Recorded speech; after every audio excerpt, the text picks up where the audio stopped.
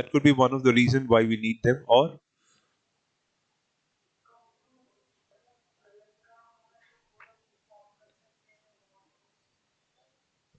चलो मतलब काफी हद तक हम लोग थ्योरेटिकली बात ही कर रहे हैं कि कंपनी में गलत काम होगा, इन्फॉर्म करते हैं, क्योंकि इनके रहते हुए भी फ्रॉड्स हुए हैं, इनफैक्ट बड़े बड़े फ्रॉड्स हुए हैं.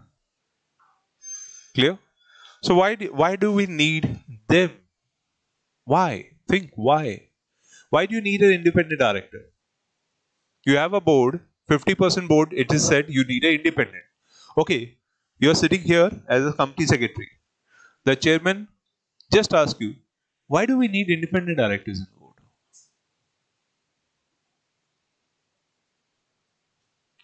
क्यों चाहिए ये लोग? ये आते बस मीटिंग अटेंड करते, कुछ एक सवाल करके चले जाते हैं, बट व्हाई? क्या पर्पस सब होगा?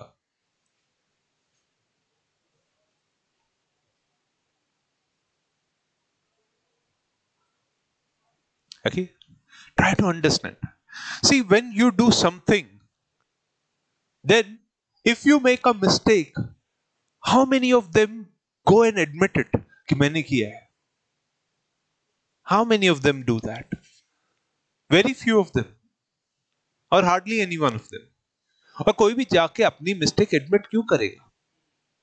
So you need a person for accountability and responsibility. The independent directors do that job for you. Why do you need a ticket collector for a train? Why do you need a ticket checker for a bus? वो jobs क्यों हैं? Because we know people travel without ticket. They don't do with accountability and responsibility. नहीं तो ticket या passes लेने में कोई बहुत बड़ा टाइम नहीं जाता है. आजकल तो यूटीएस से भी मिल जाती है. You have apps, you have things, but people don't buy it. Clear? Why do we need a proper traffic police inspector? We have proper signals working. बारी एक आध दिन कभी सिग्नल खराब हो, सब जगह से बराबर है. Still people jump signals. So we need proper police inspector for that. So इसीलिए एक कंपनी में एक अकाउंटेबिलिटी, एक रिस्पॉन्सिबिलिटी को एनकाउंटर करने के लिए एक ऑब्जर्वेंट चाहिए, और वो ऑब्जर्वेंट इंडिपेंडेंट डायरेक्टर बनता है. क्लियर? नहीं तो एमडी काम कर रहा है, अच्छा काम कर रहा है, कंपनी में फिनोमिनल ग्रोथ दे रहा है, लेकिन क्या एमडी कभी मानेगा कि उसने गलती की है? और ego is the biggest thing. कभी नहीं मानेगा उसने गलती की है. चेयरमैन उसको मुंह पे बोल दे उसने गलती की है, वो मना कर देगा. तो सवाल ये है कि who is actually monitoring them? Independent director की हम ऑडिट कमिटी बनाते हैं, इंडिपेंडेंट डायरेक्टर की एनआरसी बनाते हैं, इंडिपेंडेंट डायरेक्टर की हम एसआरसी बनाते हैं, रिस्क मैनेजमेंट कमिटी में भी उसका रोल रखते हैं. क्यों? क्योंकि हमें चाहिए कि बोर्ड में कोई ऐसे पर्सन बैठ के देखे कि बोर्ड कर क्या रहा है. क्लियर? जो पर्सन आपने अपॉइंट किए हैं. और सबसे बड़ी चीज किसी भी बिजनेस ग्रोथ के लिए ये होता है कि if the entire players of the game play for the team, important is that if the players are not playing for the team, what will happen? Each one is playing for himself. तो match कहां पहुंचेगा? और उसी तरह business कहां पहुंचेगा? Clear? तो इसीलिए वो ऑब्जर्वेंट, वो पर्सन चाहिए. Okay, why do you think cricket match India में क्रिकेटर्स हमारे इतने फेमस, इतने फेवरेट क्यों हैं? मालूम? Because we are observant. Out there in nations उनके स्टेडियम खाली रहते हैं. हम तो प्रैक्टिस मैच भी देखते हैं, उनके स्टेडियम खाली रहते हैं. तो एज अ रिजल्ट उनके लिए वो एंथुसियाज्म, वो मोटिवेशन है नहीं. आज आए, गेम खेल के चले गए, बस. And that you can see in the county crickets of London and many other places. Stadium खाली रहते हैं, हार्डली कोई इंटरेस्टेड है देखने के लिए ये सब. सो ऐसे सिचुएशन में लैंडमार्क परफॉर्मेंसेस नहीं आती है, क्योंकि एक्सपेक्टेशंस नहीं है सामने, कोई देखने वाला नहीं है. You need an observant, and that's why you need independent director. And that's where the line goes this way. Independent directors are known to be an objective view in the board deliberations. They ensure that there is no dominance of individual or special interest group or stifling healthy debate. कि कुछ लोग पूरे board को control ना करें. हम चाहते हैं कि आपस में बातचीत हो, बिकॉज एक टाइम आता है कि जब कुछ लोग पूरी कंपनी को कंट्रोल करना चाहते हैं। उसका living example, I don't know if you have done your research work in your EDPs वगैरह, तो उसमें आईएलएफएस केस देते थे रिसर्च के लिए। मतलब ईडीपीस वगैरह में देते हैं, आपको नहीं दिया है, ठीक है चलो, फिर आपको सीएलडीपी में देंगे या किधर। तो आईएलएफएस का लिविंग एग्जांपल है। हरिहरन ने जिस तरह से पूरे बोर्ड को अपने कंट्रोल में कर लिया और लोगों को धमकाता था, जेल पहुंचाता था, ऐसे एलिगेशंस डाले गए हैं। तो ये चीज दिखाता है कि बोर्ड एक टाइम के बाद गिनती के लोगों के हाथ में आ जाती है, कंपनी उनके हिसाब से चलती है, भले वो बड़े शेयर होल्डर्स ना हो। Clear? And they act as a guardians of the interest of all the shareholders and stakeholders, especially in the areas of potential conflict. And independent directors are valuable outside perspective to the deliberations, कि हमारे जहाँ पे जो भी चीजें discuss होती हैं उसके लिए इंडिपेंडेंट डायरेक्टर्स रिस्पॉन्सिबल है। वो ये नहीं बोल सकते कि हमको नहीं मालूम था, हम नहीं आए थे। You can ask questions. Clear? They contribute significantly to the decision-making process of the board. They bring an objective view to the evaluation of the performance of the board and the management as a whole. They play an important role in the areas where interests of the management and the company and the shareholders may converge with the executive remuneration, succession planning, changes in the corporate control and audit functions, etc. So ये उनके core areas हैं जहाँ पे वो लोग major role play करते हैं. That's why you need independent directors. Okay, and why you require independent directors? This is the answer. Why you need independent director? They bring that balance of the conflicting interest. That's why you need an independent director. Okay, they facilitate withstanding countering pressures from the owners. That's why you need independent directors. Okay, then they are fulfilling the role of succession planning. कि उनके बाद कौन, executive level पे कौन, क्योंकि executive directors का appointment independent director ही करवाते हैं, एनआरसी में वही बैठे हुए हैं। क्लियर?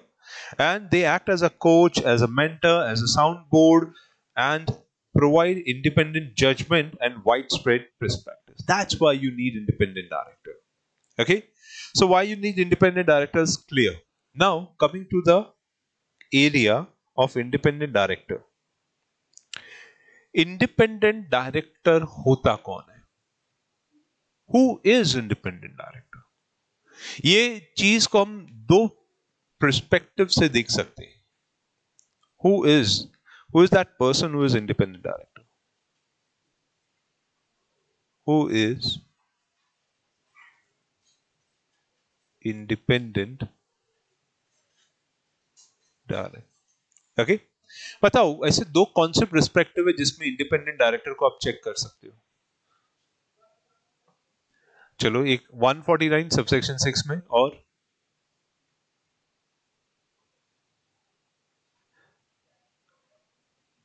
आप एक लिस्टेड कंपनी के कंपनी सेक्रेटरी हो, आपके चेयरमैन ने आपको बताया कि हमारा एक इंडिपेंडेंट डायरेक्टर अब रिटायर हो रहा है, सो अब नेक्स्ट इंडिपेंडेंट डायरेक्टर आने वाला है। तो उसका बैकग्राउंड चेक रखना है, जिसमें से आपको यह देखना है कि वो एलिजिबल है कि नहीं।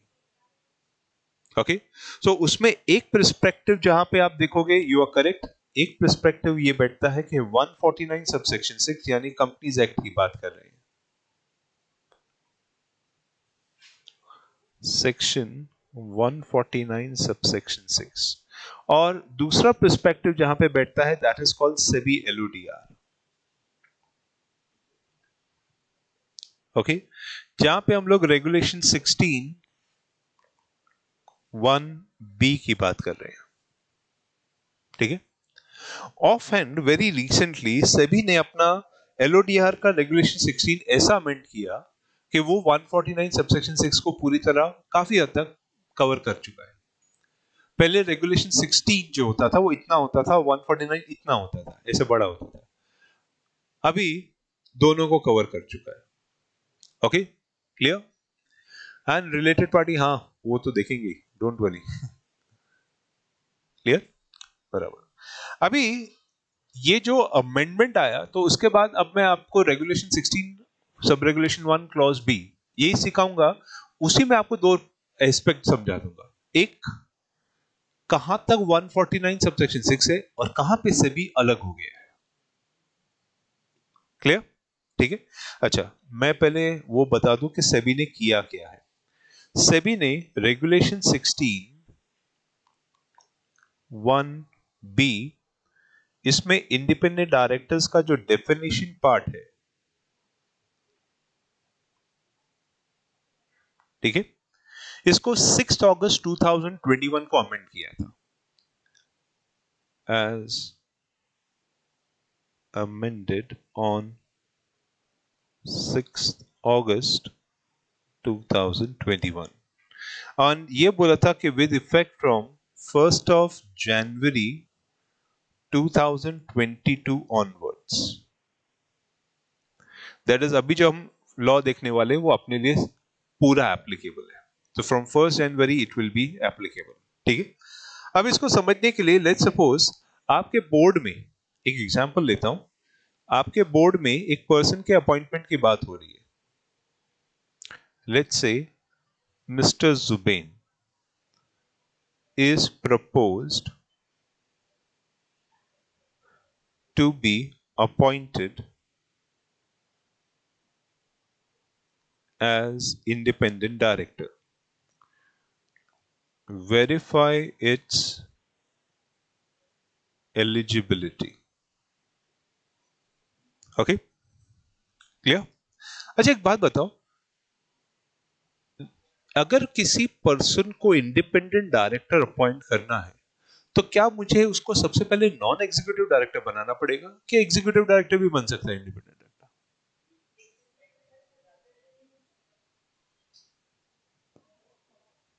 सोचो, क्या मुझे उसे नॉन एग्जीक्यूटिव डायरेक्टर बनाना पड़ेगा या एग्जीक्यूटिव डायरेक्टर भी इंडिपेंडेंट डायरेक्टर हो सकता है? अच्छा, नॉन एग्जीक्यूटिव होगा। अच्छा, एक बात बताओ, कंपनी अगर बैंक से लोन लेती है तो वो नॉमिनी डायरेक्टर्स अपॉइंट करती है, वो एग्जीक्यूटिव होते हैं कि नॉन एग्जीक्यूटिव? क्या वो इंडिपेंडेंट डायरेक्टर बन सकते हैं? भाई मतलब मैनेजमेंट बैठा है, चेयरमैन बैठा है, चेयरमैन बोलता है, आप एज ए सीएस आपने बोला सर ये पर्सन बैंक का ब्रांच मैनेजर है, ब्रांच हेड है, दिमाग वाला है, इसी को बना देते हैं, पर है तो वो non executive.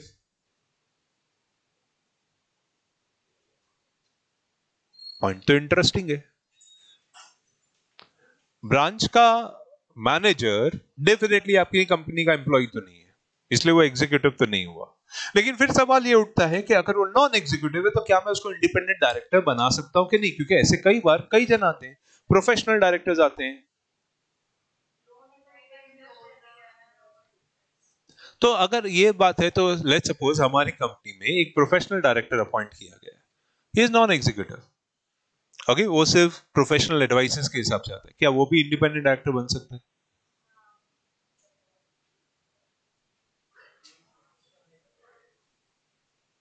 Interesting angle. Okay, ये बोल रहा है 149 सबसेक्शन 6 अप्लाई, वही तो पूछे, चेयरमैन पूछ रहा है कंप्लाई हो रहा है कि नहीं, वही तो सवाल है। अगर तुम चेयरमैन को बोलते हो सर कंप्लाई हुआ, तो चेयरमैन बोलता है कैसे मालूम पड़ा कंप्लाई हुआ? वही तो चेक करना है अपने को। अब इस केस में जो चेक करने वाला एंगल है वो ये है, पहले सेबी ने पहली एक चीज क्लियर कर दी जो कंपनी लॉ में भी है, कोई भी इंडिपेंडेंट डायरेक्टर नॉन एग्जीक्यूटिव ही होगा, लेकिन सारे नॉन एग्जीक्यूटिव इंडिपेंडेंट नहीं हो सकते, और नॉमिनी डायरेक्टर इसमें इंक्लूड नहीं होगा। इसका मतलब कंपनी का एमडी, होल टाइम डायरेक्टर और any person who is in whole time salaries, okay, जो डायरेक्टरशिप की पोजीशन पे, उनको हम लोग इंडिपेंडेंट डायरेक्टर नहीं बना सकते। चलो ये बात तो क्लियर हो गई। So the law part is that such person should be non-executive director other than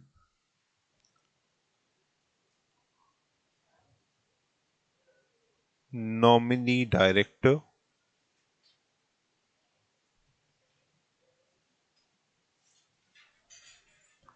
and satisfying following. Okay fine. अब एक इंडिपेंडेंट डायरेक्टर की क्वालिफिकेशन क्या होती है?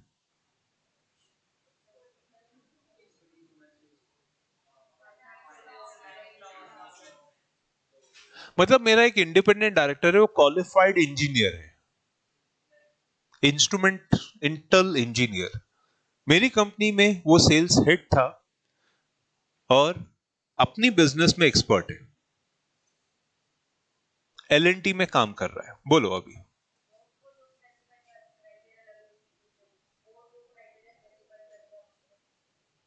हाँ तो वही पूछ रहा हूं मैडम कि क्या क्राइटेरिया स्पेसिफाई करूं,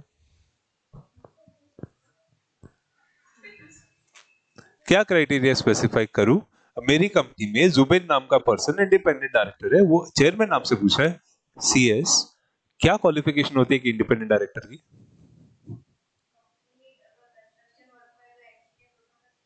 हाँ एलएनटी कंपनी है, वो तो दिखा रहा है। सीएस आप बोल रहे हो फाइनेंस, ये देखो सामने बैठा है इंडिपेंडेंट डायरेक्टर, ये तो एलएनटी कंपनी का इंजीनियर है, तो इसका मतलब फाइनेंस लॉ ही चाहिए।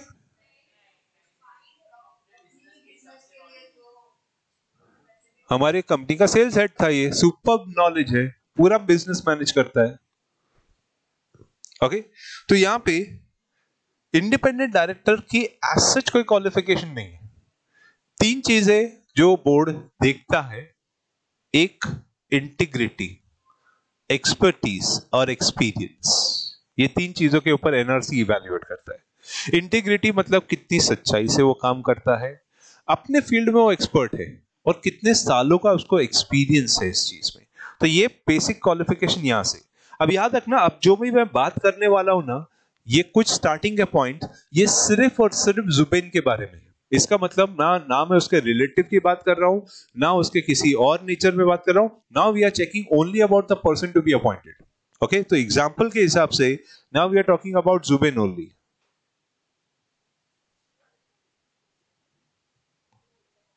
सो लॉ के हिसाब से रेगुलेशन 16 बोलता है, firstly who in opinion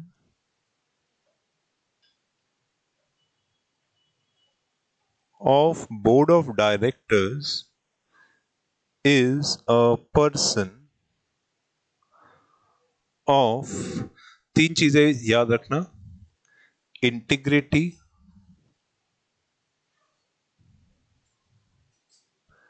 expertise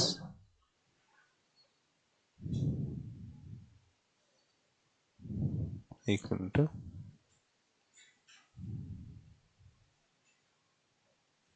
और एक्सपीरियंस।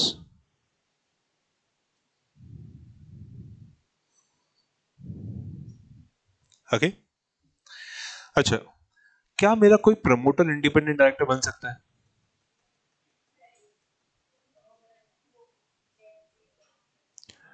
क्या मेरा कोई एग्जिस्टिंग डायरेक्टर इंडिपेंडेंट डायरेक्टर बन सकता है?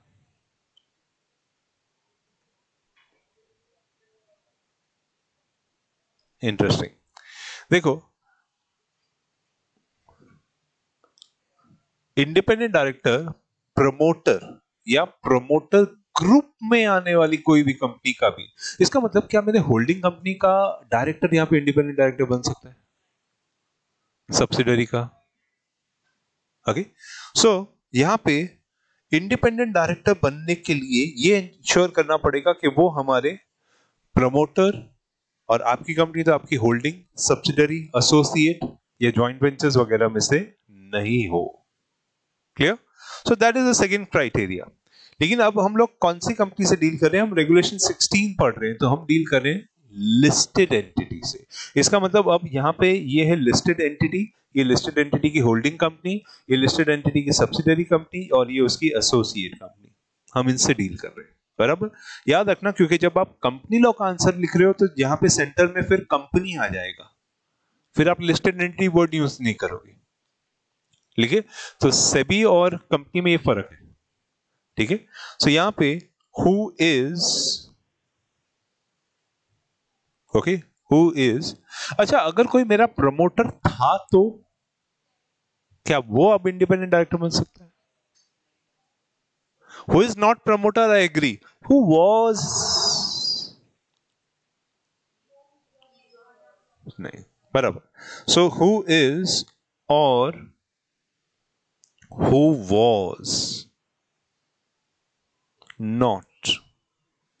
तो सभी बोलता है ना तो वो आपके प्रमोटर्स में आना चाहिए, promoters of listed entity,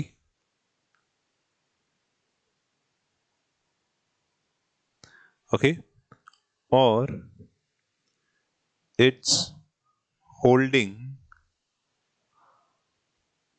subsidiary or associate company,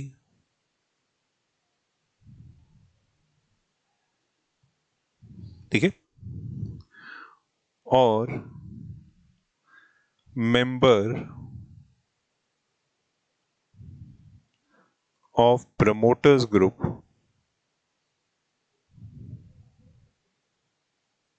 of listed entity,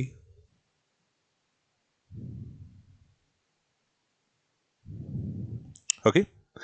सो ना तो वो मेरा प्रमोटर है ना था, ये सब बराबर। तो इन दैट केस चलो इसको शॉर्ट फॉर्म में याद रखेंगे, listed entity, holding, subsidiary, associate. So याद रखना, अब नहीं भूलेगा। सो वो इंडिपेंडेंट डायरेक्टर्स नहीं बन सकते। अच्छा, कोई प्रमोटर का रिलेटिव इंडिपेंडेंट डायरेक्टर बन सकता है? मतलब रिलेटेड है प्रमोटर से, रिलेटिव है प्रमोटर्स का,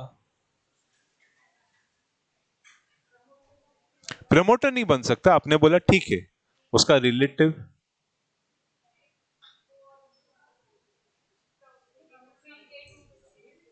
बोलो, ओके। मुकेश अंबानी नहीं बन सकता, उसका बेटा नहीं बन सकता, क्लियर। बेटे की वाइफ नहीं बन सकती, मानता हूं, लेकिन बेटे का साला, बेटे का साला यानी वाइफ का भाई, क्या वो बन सकता है? इंटरेस्टिंग ना। तो वो पॉइंट भी सभी ने बोला है, प्रमोटर कैटेगरी में वो रिलेटिव नहीं, रिलेटेड नहीं होना चाहिए। उन्होंने रिलेटिव वर्ड यूज नहीं किया है, रिलेटेड ही नहीं होना चाहिए। तो अगर आप प्रमोटर के साथ किसी भी तरीके से रिलेटेड हो, हट गए, आप इंडिपेंडेंट डायरेक्टर से बाहर हो जाते हो, क्लियर। सो यहां पे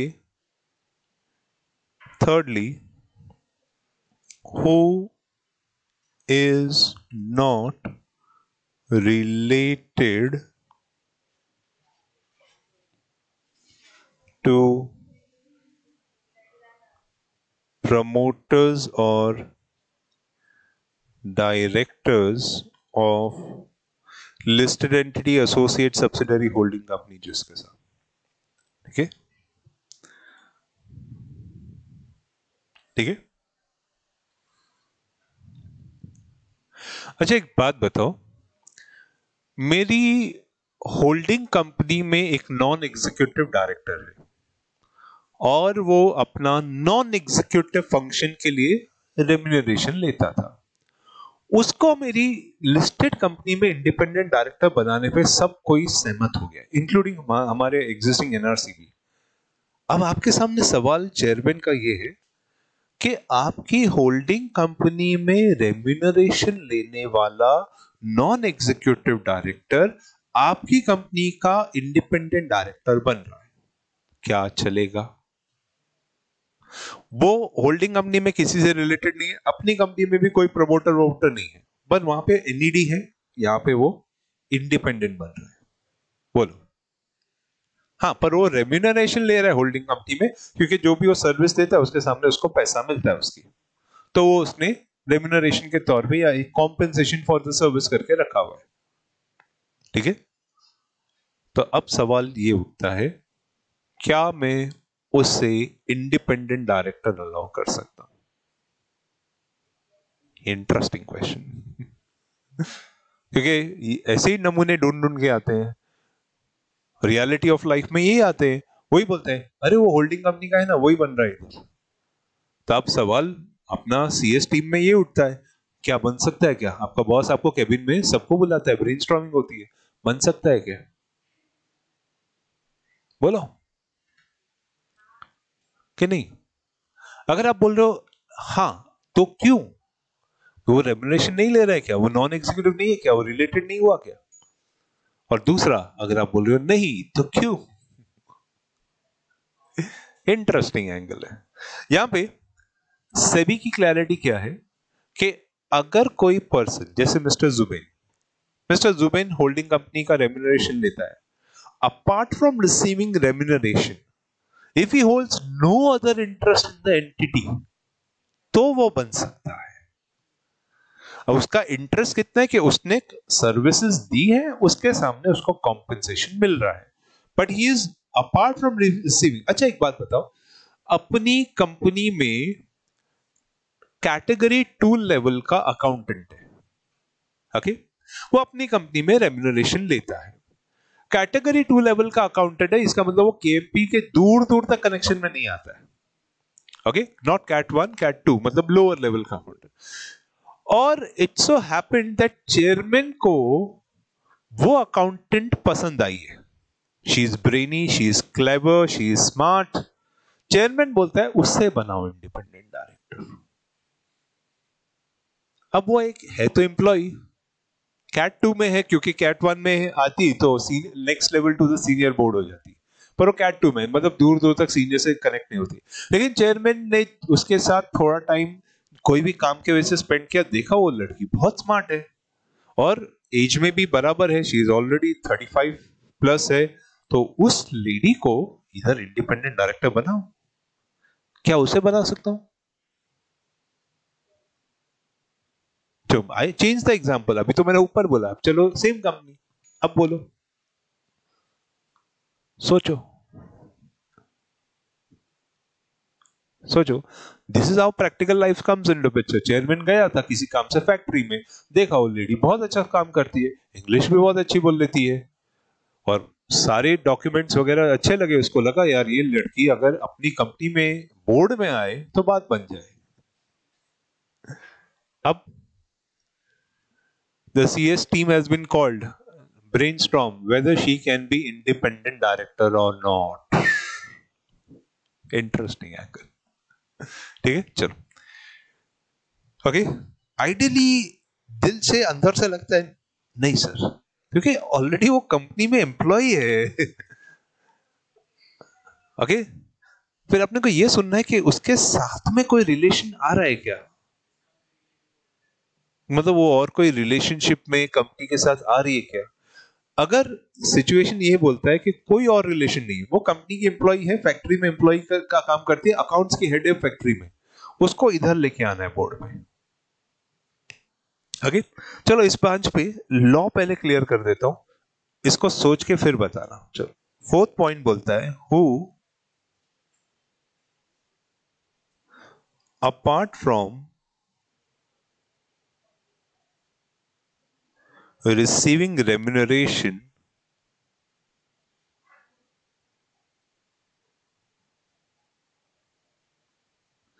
has or had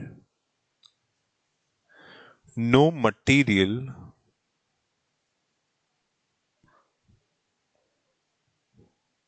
pecuniary relationship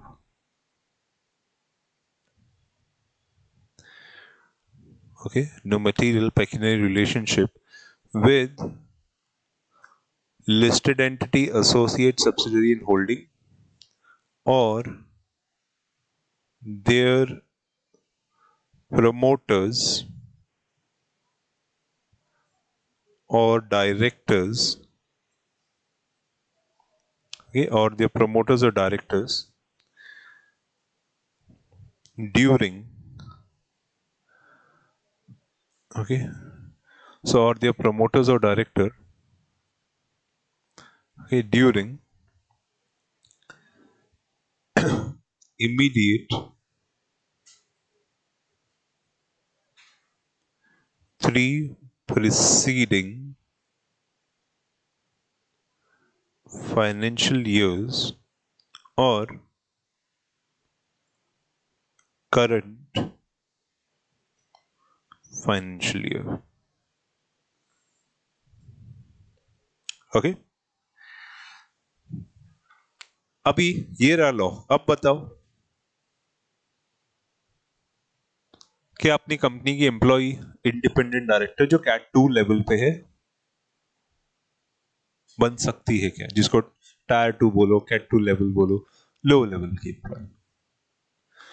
मतलब सेबी का और कंपनी लॉ का इंसिस्टेंस ये है, आपको ये देखना है क्या वो हमारे प्रमोटर्स और डायरेक्टर से जुड़ी है, और इस कैटेगरी में ये देखना है क्या वो हमारी होल्डिंग सब्सिडी एसोसिएट के साथ कहीं जुड़ी है। अगर वो नहीं है तो बन सकती है। इसीलिए जुबेन अगर मेरी होल्डिंग कंपनी का नॉन एग्जीक्यूटिव डायरेक्टर है तो मैं उसको इंडिपेंडेंट डायरेक्टर के तौर पे यहाँ पे लेने से शायद मना कर दूं, क्योंकि वो मेरी होल्डिंग कंपनी से जुड़ा हुआ है। पर फिर ये भी देखना है कि वो मेरे प्रमोटर्स, डायरेक्टर्स या किसी और डिसीजन मेकिंग में इन्वॉल्व तो नहीं है। अगर वो नहीं है तो क्योंकि ये पूरा एम्बिग्यूटी वाला एरिया है, तो रेजोल्यूशन पास करके शेयर होल्डर्स अप्रूव करे तो हो भी सकता है। तो ये एरिया में आज भी इंडिपेंडेंट डायरेक्टर का वो मतलब कंपनी टू कंपनी डिफर कर रहा है, how well you handle this position. ठीक है, बिकॉज सभी बोलता है और कंपनी लॉ भी बोलता है अपार्ट फ्रॉम रिसीविंग रेम्यूनरेशन कोई और इंटरेस्ट नहीं होना चाहिए। ठीक है, चलो ये 4 बातें जुबेन के बारे में थी। अब जो बातें शुरू होगी यानी पॉइंट नंबर 5 से जो शुरू होगा जुबेन के रिलेटिव्स के बारे में, एक्सक्लूसिवली रिलेटिव्स और कुछ नहीं। Okay, so now we will be talking about the relatives of Zubin. So इसका मतलब यहां पे हम बोल रहे हैं कि नन ऑफ जुबेन्स रिलेटिव। अब जो बातें शुरू होगी एक्सक्लूसिवली रिलेटिव के बारे में, तो जुबेन का कोई भी रिलेटिव किसी भी नेचर में नहीं। ओके, तो क्या है? सो पॉइंट नंबर 5 इसी से शुरू होता है कि नन ऑफ हुज रिलेटिव्स। अच्छा एक चीज और बता दूं, ये 3 इधर लिखा है, कंपनी लॉ में 2 लिखा है। सेबी में इधर 3 लिखा है, कंपनी लॉ में 2 लिखा है, 2 प्रीसीडिंग फाइनेंशियल ईयर्स करके। ठीक है, सेबी उसको 3 कर चुका है, that was the amendment of 2021 के आसपास का था। ओके, तो इमीडिएटली 3 प्रीसीडिंग का अमेंडमेंट आया था। सो नन ऑफ हुज रिलेटिव। अच्छा एक बात बताओ, अगर पता चला कि जुबेन की वाइफ अपनी लिस्टेड एंटिटी का शेयर्स होल्ड करती है जिसकी फेस वैल्यू 50,000 रुपया है और मार्केट वैल्यू 2 लाख रुपया है, क्या जुबेन इंडिपेंडेंट डायरेक्टर बन सकता है? Interesting, very interesting. उसके बाद शेयर्स है, हाँ ओके, प्रपोर्शन में वो शेयर्स हार्डली लेस देन 5% है, फेस वैल्यू 50,000 के हिसाब से, market value 2 lakh. Can Jubin be independent director? Jubin नहीं होल्ड कर रहा, उसकी वाइफ होल्ड कर रही है। Interesting, clear? ये एंगल्स पहले इसमें नहीं थे, इंडिपेंडेंट डायरेक्टर्स के डेफिनेशन में। ये एंगल्स पहले कंपनी लॉ में डाले गए 149, मोदी गवर्नमेंट जी ने वो पहले चेंज किया। वो कहां से चेंज किया? ऑडिटर की डेफिनेशन से उठा के चेंज किया। भाई ऐसा भी नहीं होना चाहिए। क्यों? क्योंकि वो कमेटी के रिव्यू ने ये रिपोर्ट दी कि इंडिपेंडेंट डायरेक्टर में ये डालो। ये डालने के बाद झगड़ा शुरू हो गया, क्योंकि लिस्टेड कंपनी बोल रही है जब हम कंपनी लॉ कंप्लाई कर रहे हैं तो सेबी की जरूरत ही क्या है, सेबी तो इतना सा था। तो सेबी को अपना डेफिनेशन अमेंड करना पड़ा। ठीक है, लेकिन अब मेरा सवाल वही है, क्या उसकी वाइफ होने की वजह से जो शेयर होल्डर है कंपनी की, जुबेन इंडिपेंडेंट डायरेक्टर बन सकता है? इंटरेस्टिंग।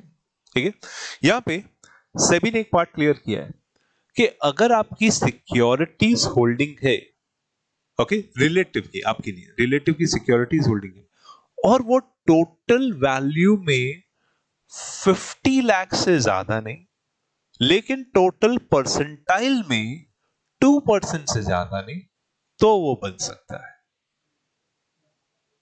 ओके, तो अपने को ये देखना है कि ना तो वो परसेंटाइल में ज्यादा होना चाहिए, ना वो वैल्यू में। वैल्यू में तो चलो 2 लाख रुपया 50 से बहुत कम ही हो गया, लेकिन परसेंटाइल में वो ध्यान रखना पड़ेगा। ठीक है, तो अगर उसकी percentage of the total voting share ज्यादा निकला तो गया जुबेन। ठीक है, तो पहला पार्ट यही आता है इसमें That is, A part in the fifth is that none of whose relative is holding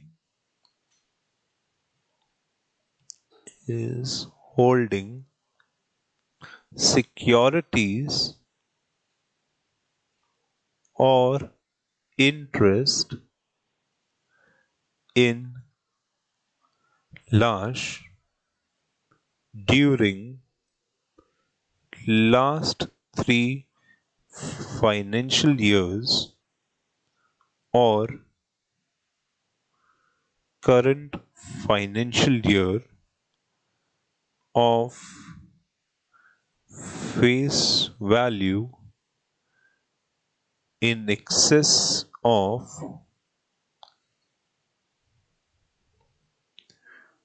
rupees 50 lakhs or 2% of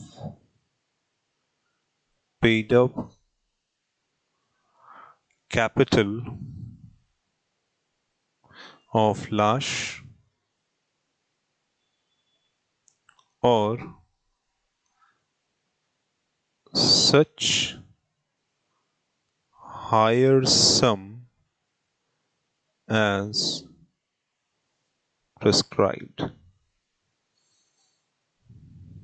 okay और एग्जाम्पल के लिए हमने लिया that is Zubein's wife holds shares of value of rupees 2 lakhs. ठीक है, चलो ये बात तो क्लियर हो गई। एक और एंगल है, ये पता चला कि जुबेन के भाई ने हमारी लिस्टेड कंपनी से लोन लिया है। क्या लगता है, जुबेन इंडिपेंडेंट डायरेक्टर बन सकता है क्या? अच्छा चलो, अपनी लिस्टेड से नहीं, होल्डिंग से लोन लिया हो तो इंटरेस्टिंग। अगर जुबिन ने हमारी लिस्टेड कंपनी से लोन लिया होता तो जुबिन तो वैसे डिस्क्वालिफाइड हो जाता कि वो बोरोअर था, लेकिन उसके भाई ने लोन लिया है। और कभी कभी भाइयों के बीच में झगड़ा भी होता है, मुकेश अंबानी अनिल अंबानी। तो अब रेलेवेंट क्वेश्चन ये है कि अगर उन्होंने लोन लिया है तो क्या स्टिल मैं 50 लाख का अमाउंट देखूं, क्योंकि उसमें परसेंटेज ऑफ शेयर होल्डिंग तो होता नहीं है। ओके तो यहां पे उन्होंने एक इंटरेस्टिंग एंगल डाला, 50 लाख तो देखो और एक और चीज देखो। एक और क्या? एक और क्या? मजेदार बात, उन्होंने बोला जिस कंपनी में वो अपॉइंट हो रहा है या जिस कंपनी का उसने लोन लिया है, उसके ग्रॉस टर्नओवर या ग्रॉस इनकम का 2% से ज्यादा नहीं। समझा? अगर मेरी लिस्टेड कंपनी में आ रहा है तो मेरी लिस्टेड कंपनी का ग्रॉस टर्नओवर या टोटल इनकम कितना है, उसका 2%। या अगर मेरी होल्डिंग कंपनी में वो लोन बोरोवर है तो उसका 2%। ये जिसका भी उसने लोन लिया है या जिसमें अपॉइंट हो रहा है उसके 2% से ज्यादा नहीं, या 50 लाख। तो 2% स्टिल है, एग्जाम में कंफ्यूज मत कर देना। 2% है, लेकिन वो ग्रॉस टर्नओवर या ग्रॉस टोटल इनकम पे चले जाएगा। ठीक है, इस चीज का ध्यान रखना। तो यहां पे B part of the fifth, none of whose relatives is indebted to Lash or their promoters or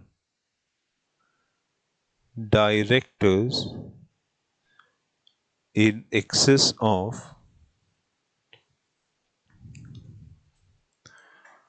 rupees 50 lakhs or 2% of gross turnover or total income of Lash or such higher as may be prescribed. Clear? Such higher as may be prescribed in last 3 financial years or current financial year. Okay, in last 3 financial year or current one. ठीक है, सो ये point भी देखने और ध्यान रखने वाला है. तो इसमें हमने जो एग्जांपल लिया था वो ये था, that is Zubin's brother loan is outstanding of, let's say, rupees 3 lakhs. ठीक है, क्लियर? आ रहा हूं उसके ऊपर भी. नाउ तीसरा कैटेगरी ये है, एक पर्सन ने लोन लिया है,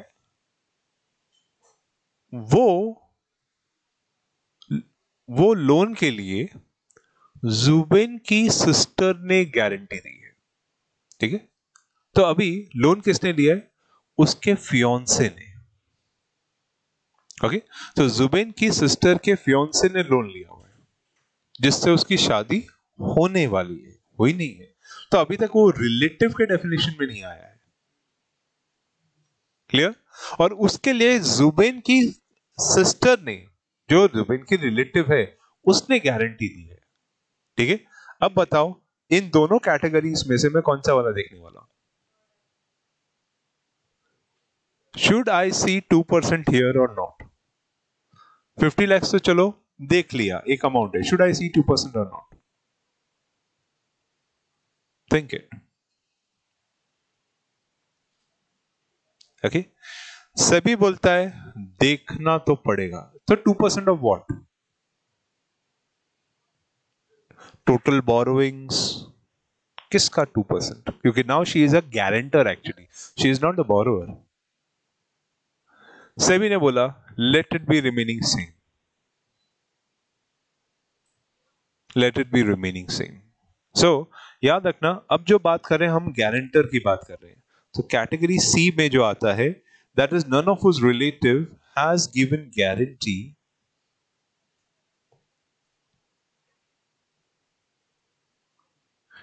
or provided security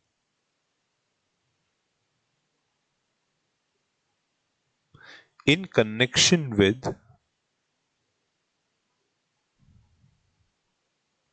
indebtedness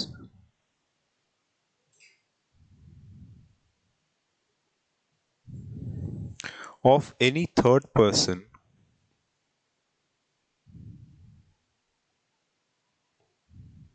to Lash or their promoters or directors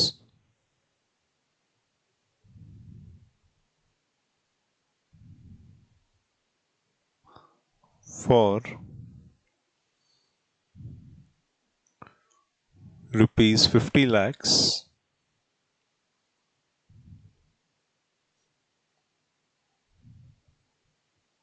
or 2% of gross turnover,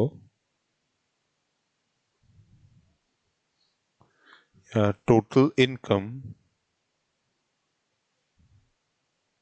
of Lash or such higher amount as may be prescribed.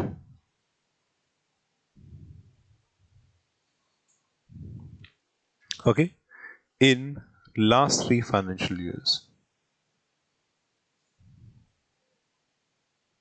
or during current financial year.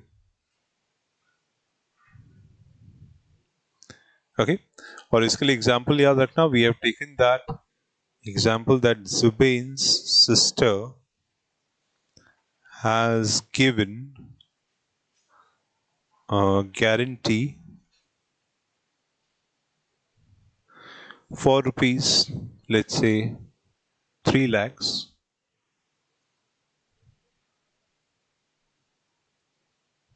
towards loan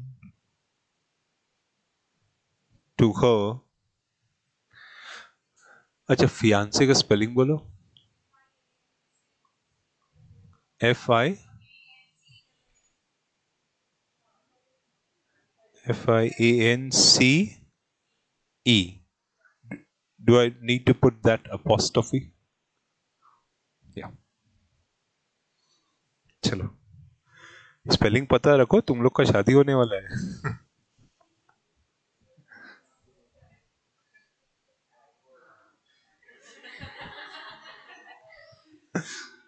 fiance की जगह पे finance लिख के आएंगे। Okay, and last one. Well, SEBI ने सबको summarise करते हुए एक पॉइंट उठाया, रेलेवेंट पॉइंट। अगर जुबेन की वाइफ भी शेयर होल्डिंग है, भाई ने भी लोन लिया हुआ है, सिस्टर ने भी गारंटी दे दी, तीनों सिचुएशन है, तो क्या तीनों को क्लब करके फिर देखना पड़ेगा? Exactly, D point talks about that कि ऊपर के तीनों सिचुएशन अगर एग्जिस्टिंग है, इंडिविजुअली हुआ तो ठीक है, अगर तीनों एग्जिस्टिंग है तो फिर क्लब करके देखना पड़ेगा, क्योंकि तीनों हो सकता है इंडिविजुअली लो हो, लेकिन क्लब करने पे वो लिमिट्स के ऊपर हो जाए। तो यहां पे has any other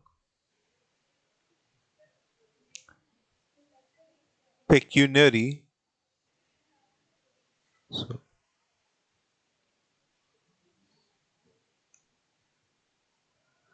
transaction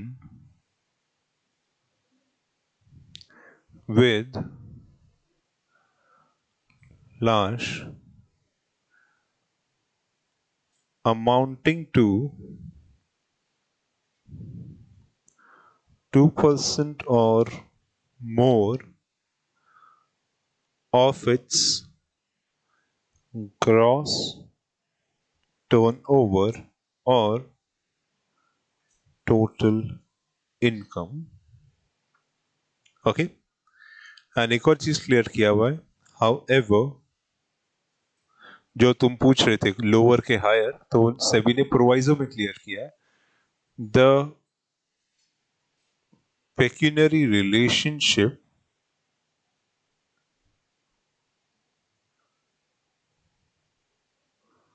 the pecuniary relationship in points A to D in points A to D, okay,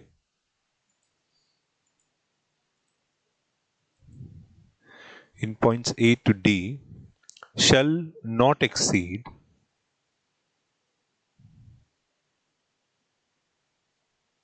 of listed associate, subsidiary or holding companies 2% of its gross turnover या फिर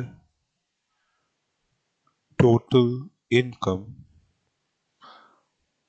or rupees 50 lakhs or rupees 50 lakhs or such higher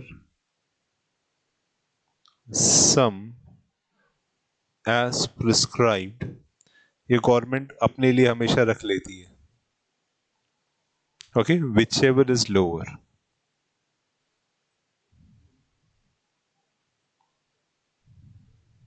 ठीक है, सो इसका मतलब ये हो गया कि अगर आपका A plus B plus C plus D is lower और इक्वल टू 50 lakhs और 2% ऑफ GI या फिर GT,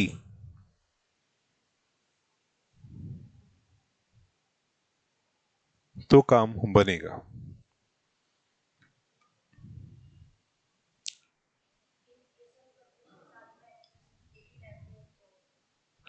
एक ही टाइम पे तो इससे कम होना चाहिए, तो ये काम बन जाएगा। ठीक है, क्लियर? चलो ये बात तो हो गया। अच्छा एक चीज याद रखना या मुझे समझाना, ग्रॉस टर्नओवर लिखा तो टोटल इनकम लिखने की जरूरत क्यों पड़ गई?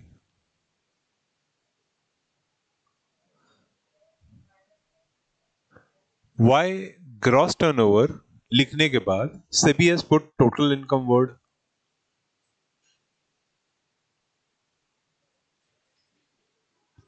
ऐसे फालतू क्वेश्चन आपके कॉर्पोरेट में बहुत आने वाले हैं।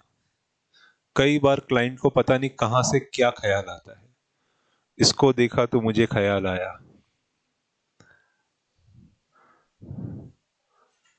देखो ऐसा है, जो इंडस्ट्रीज मैन्युफैक्चरिंग एरिया में होगी वहां पे आपको ग्रॉस टर्नओवर मिलेगा, जो सर्विस एरिया में होगी वहां पे इनकम मिलता है, you never get a turnover, इसलिए वहां पे सभी को टोटल इनकम वर्ड यूज करना पड़ा।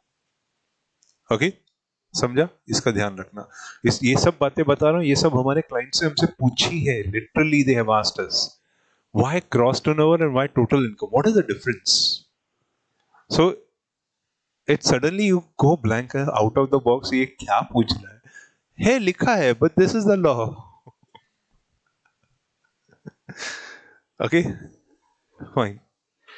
नाउ अब जिस चीज की बात करने वाला हूं that is the last part of this, लेकिन यहां पे सभी डील किससे कर रहा है? अब जुबेन एंड रिलेटिव दोनों की बातें होंगी। तो फर्स्ट 4 पॉइंट्स सिर्फ जुबेन के बारे में, नेक्स्ट गिनती के 4 पॉइंट्स सिर्फ रिलेटिव्स के बारे में। अब जो बात होगी जुबेन एंड रिलेटिव्स दोनों की बातें होने वाली है। ठीक है, सो एग्जाम के लिए याद रखना, यहां पे बोला ना तो Jubin, neither Jubin nor relatives.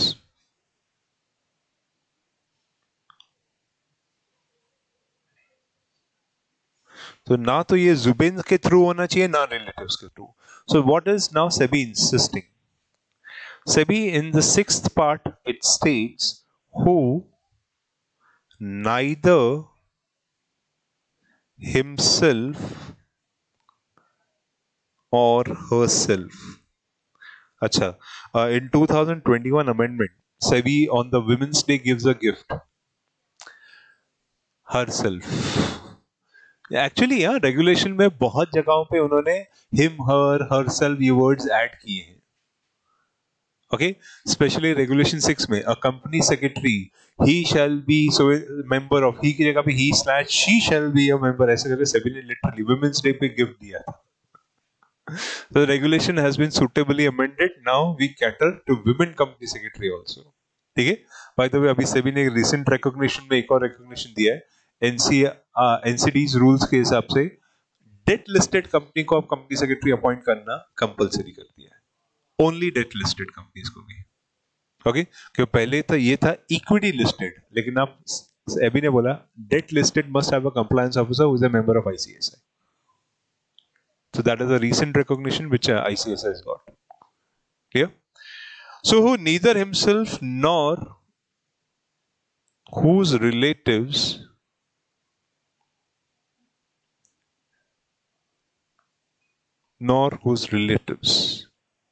ठीक है। अच्छा एक बात बताओ, क्या कंपनी का केएमपी इंडिपेंडेंट डायरेक्टर बन सकता है? मतलब आप कंपनी के कंपनी सेक्रेटरी हो, क्या आपको चेयरमैन बोल सकता है तुम इतने समझदार हो तुम क्यों नहीं बन जाते, सीएस से हटो इंडिपेंडेंट डायरेक्टर बन जाओ? You resign from CS, I will appoint somebody else, you become independent director. चलो अब are you KMP if you are a CS in the company? चलो, कंपनी का कैट वन ऑफिसर यानी immediately lower to the management level, क्या वो बन सकता है? जो कंपनी के किसी भी डायरेक्टर वगैरह से कोई रिलेटिव नहीं है, पर कंपनी का कैट वन ऑफिसर है, यानी केएमपी के ठीक नीचे आता है, senior officers, senior executives. Okay, can they become independent director? Interesting point.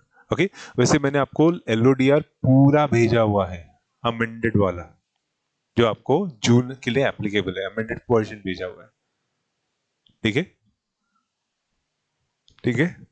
सो अब कौन बन सकता है? सभी बोलता है ना तो वो ना उसका रिलेटिव्स बन सकता है। ओके, कौन? एक तो केएमपी। अगर कोई भी पर्सन केएमपी पोजीशन पे है वो इंडिपेंडेंट डायरेक्टर नहीं बन सकता। ए कोई भी पर्सन केएमपी पोजीशन पे है था तो मतलब तुम सीएस थे, तुम तो अब रिजाइन कर चुके हो अब। Interesting, interesting.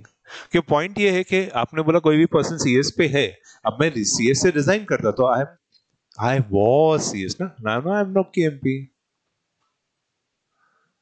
ओके, चलो सभी ने दोनों पार्ट को कैटर कर लिया है या था। So you are a KMP or you were a KMP. You cannot become that. And any person who is one level below the KMP level cannot become the independent director. Okay? लेकिन उसमें एक interesting angle आया। एक interesting angle है, very interesting. आपने जुबेन को company के अंदर अपॉइंट करने के बारे में बातचीत चल रही थी, ब्रेनस्टॉर्मिंग चल रहा था। इतने में हमारी ये सीएस ने अपडेट किया, शी अपडेटेड, नाम Reena, Krina. Krina updated to the that is a meeting that, sir, I have found out that Zubain's sister is working as an employee in the company. She is not a senior employee, or rather, chalo, Zubain's mother is working as an ex-employee, or is working as an employee. She is near to her retirement, but she is an employee in the company. And today Zubain has learned experience, CACS कर चुका है, अब वो independent director इसी company का बन रहा है, but her mother is still not retired. Interesting angle, what to say. हाँ, she is not one level below the board, that is KMP, but she is there, she is an employee, an old age lady, but she is an employee, she is a mother of that guy.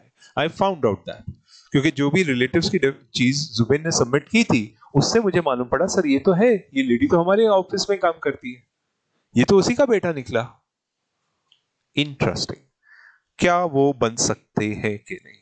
ठीक है, क्योंकि ये ही सब उल्टे सीधे ज्ञान वो लोग आपके सामने पूछने वाले हैं। ठीक है, चलो यहां पे लॉ के हिसाब से केएमपी तो नहीं बन सकता, you are correct, I put it that way. Hold और held position of key managerial personnel.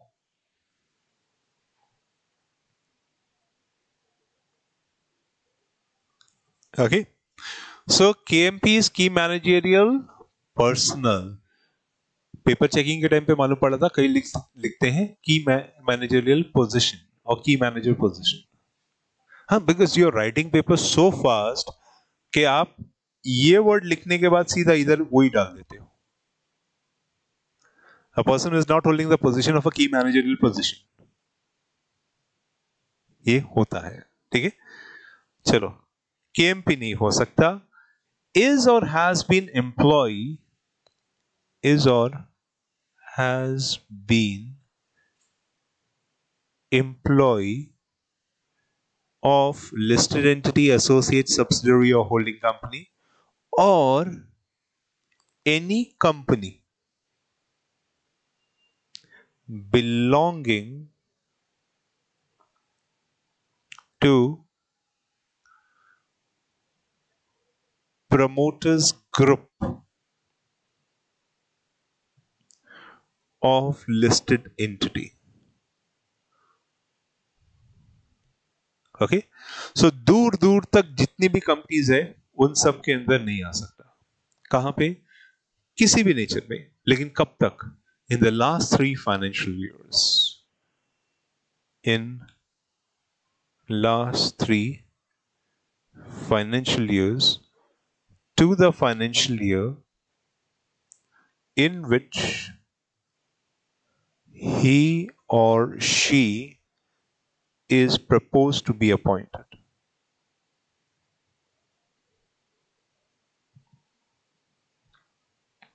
Okay, so if I am appointing her in 2022, so यहां से 3 साल पीछे जाना, 21, 2019 तक नहीं। तो आइडियली ये पढ़ने के बाद तो मालूम पड़ता है सर एम्प्लॉय तो बन ही नहीं सकता। ओके, समझा? ये पढ़ने के बाद तो आपको क्लियरली मालूम पड़ता है कि कोई भी केएमपी या और has been an employee of the company, चाहे इधर या दूर दूर की किसी भी ग्रुप कंपनी में, ठीक है। इसमें एक पॉइंट उठ के आया, सर ये जो एम्प्लॉय है ये केएमपी लेवल का एम्प्लॉय होना चाहिए या केएमसी से नीचे वाला, या कैटेगरी 2 जो केएमसी से किसी भी कनेक्ट नहीं होता। मतलब एक आता है केएमपी लेवल, एक आता है सीनियर्स, ओके, एक आता है एम्प्लॉइज लेवल। तो इसको कैट 1 बोलते हैं, इसको कैट 2 बोलते हैं, द कैटेगरी 2 लेवल। और इसके नीचे, फिर इसके नीचे सारे वर्कर्स आ जाते हैं, डेफिनेशन ऑफ वर्कर स्टार्ट्स, फिर वो ऑफिस बॉय ये वो सब शुरू हो जाता है। क्लियर? सो अब सवाल ये है कि सर ये वाला एम्प्लॉय बन सकता है, ये वाला एम्प्लॉय वर्ड किसको रेफर कर रहा है, इन दोनों को या सिर्फ 1 लेवल बिलो द केएमपी? ठीक है, आइडियली ये पार्ट पढ़ने के बाद ना, even Krina would say, even Sakshi would say, it's every employee. In fact, that's the reason why हम लोग कंपनी के ब्रेनस्टॉर्मिंग सेशन में जैसे एम्प्लॉय वर्ड आता है ना कि वो एम्प्लॉय है या था, 3 साल चेक करो, अगर एम्प्लॉय दिखा ना, ओपिनियन में क्लियरली बोलते हैं नहीं बन सकता। वी विल सजेस्ट नहीं बन सकता unless board is incumbent upon appointing him और हर, मतलब उनको करना ही है उसको अपॉइंट, तो बात अलग है, ठीक है। लेकिन यहां पे एक क्लैरिफिकेशन सेबी ने डाला था, उन्होंने बोला how ever a relative, an important point is relative. इसका मतलब जुबिन खुद कंपनी का एम्प्लॉय था और इधर आके वो बनना चाहे नहीं बन सकता, ठीक है। A relative who is an employee other than KMP,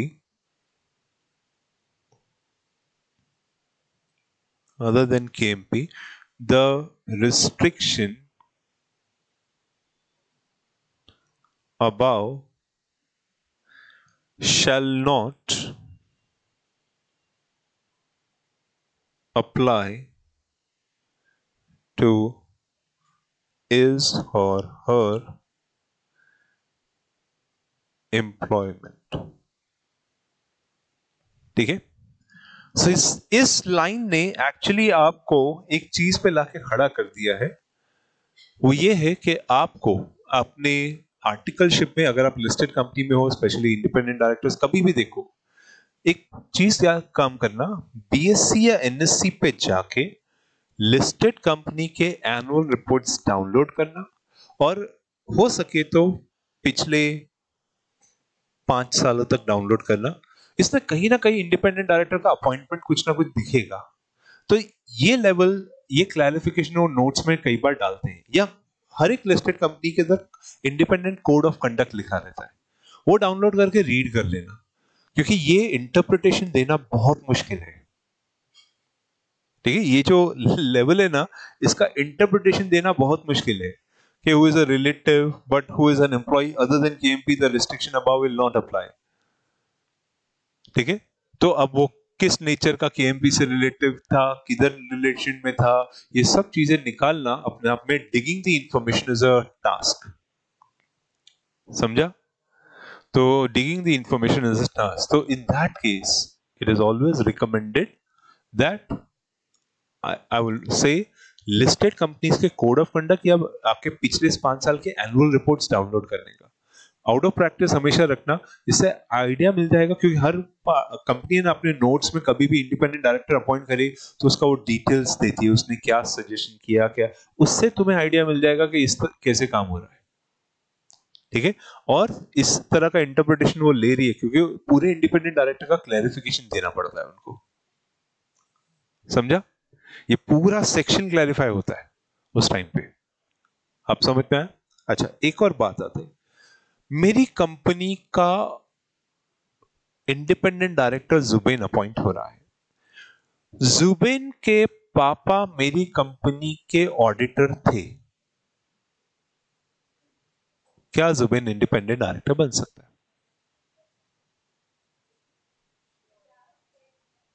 simple है, नहीं थे।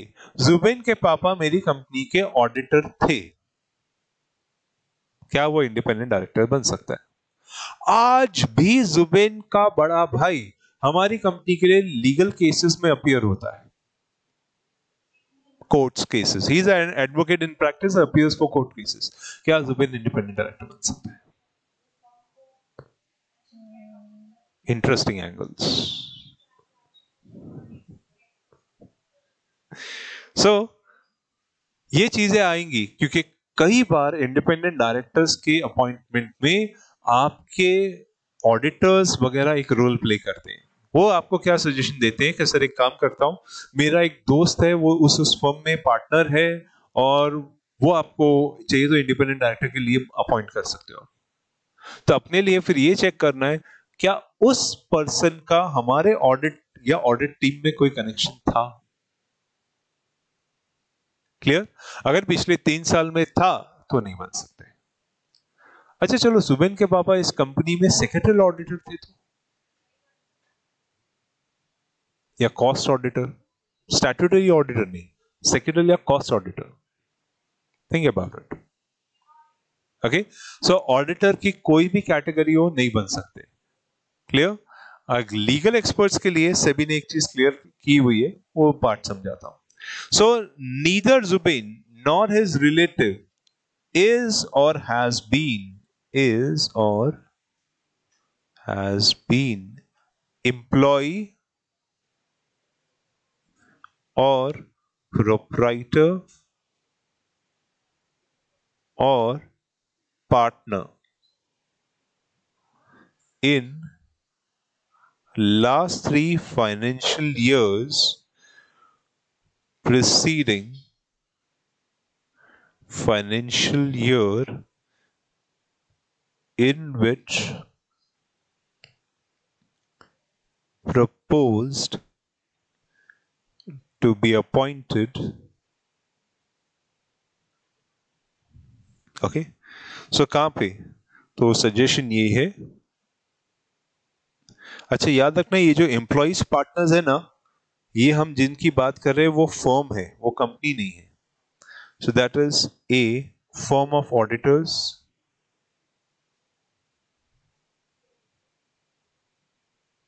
और B company secretaries in practice और सी कॉस्ट ऑडिटर्स। ठीक है, लेकिन जब आप एक लीगल कंसल्टेंसी पे आते हो, लीगल एंड कंसल्टिंग फर्म, तो इसमें एक एरिया है जिसको सेबी ने क्लियर किया हुआ है कि ये जो फर्म है ना, इसकी टोटल इनकम देखना, कंपनी की नहीं, फर्म की टोटल इनकम देखना। अगर एक फर्म की टोटल इनकम 1 करोड़ रुपया, चलो 1 करोड़ रुपया, 100 लाख, और मेरी कंपनी ने उसे फीस दी है, तो इस फर्म की टोटल इनकम के 10% से ज्यादा है। Okay, so in that case ये फर्म का कोई भी एम्प्लॉय, प्रोप्राइटर, पार्टनर हमारी कंपनी में, या उसका कोई रिलेटिव हमारी कंपनी में इंडिपेंडेंट डायरेक्टर। ठीक है, ये प्रोविजन सिर्फ और सिर्फ लीगल कंसल्टिंग फर्म्स के लिए है, ऑडिटर्स वगैरह के लिए नहीं। ऑडिटर है या ऑडिटर था, नहीं बन सकता, केस खत्म। ओके, पैसा देखना ही नहीं है, तो इसके लिए सिर्फ यहां पे एक एंगल आता है, विच हैज और had any transaction with listed associate subsidiary holding amounting to 10% or more of gross turnover of such firm. Okay, so ये फर्म की होल्डिंग में आएगा, ठीक है, fine. Now another angle comes. अच्छा एक बात बताओ, जुबेन मेरी कंपनी में इमेजिन करो किसी भी नेचर में रिलेटेड नहीं है, बस वो एक शेयर होल्डर है, बस शेयर होल्डर है, दैट्स इट। बाकी ना वो प्रमोटर, ना कैटेगरी, ना किसी और रिलेशन में है ही नहीं, बट शेयर होल्डर है। तो अभी can a share holder become an independent director? ठीक है, that is a proper question. Can a share holder of the company become independent director in the company? Okay, again यहाँ पे वो 2% का clause आएगा। ओके, 2% का क्लॉज ये बोलता है, you're correct, that person holds together with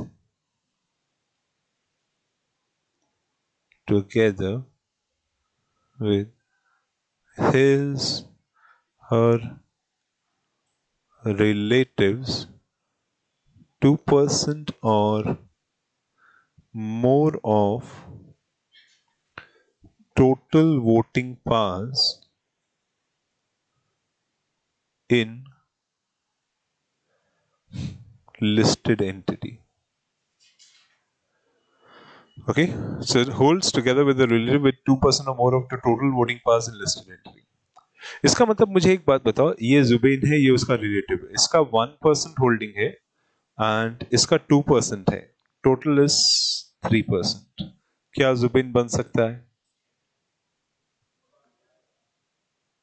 अच्छा, इसमें इसका 3% है और इधर 0 है, तो